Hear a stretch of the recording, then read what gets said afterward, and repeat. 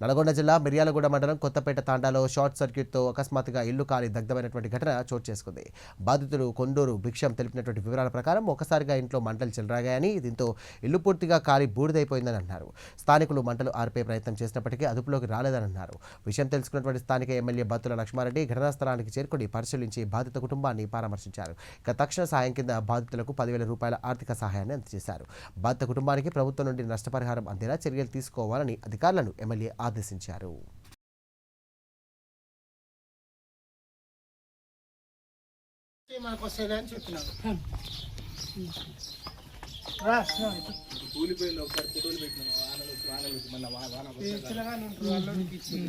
ఇదే ఇల్లు ఉంటారు.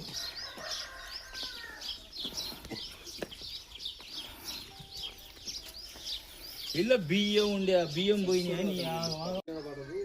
ఎప్పుడు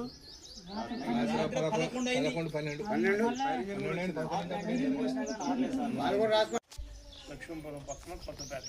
ఏం పేరు? కొండూరు భిక్షం. రాత్రి ఇల్లు కాలిపోయింది.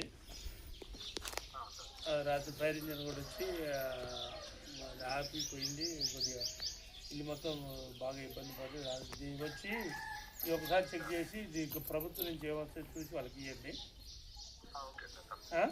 దాంతోపాటు దీనికి ఇంద్ర మిల్లు ఉందంట వీళ్ళకి. ఒకసారి ఆధార్ కార్డు చెక్ చేసుకొని ఒకళ్ళు ఏదైనా ఉన్నా కానీ ఇంద్ర మిల్లు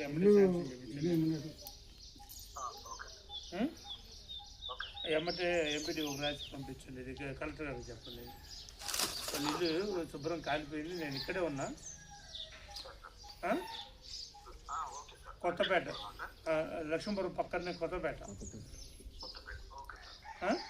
కొద్దిగా ఎమ్మటే విజిట్ చేయండి. ఇప్పుడు వచ్చి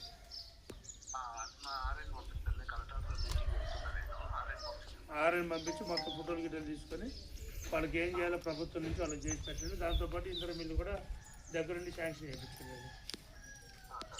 ఓకేనా?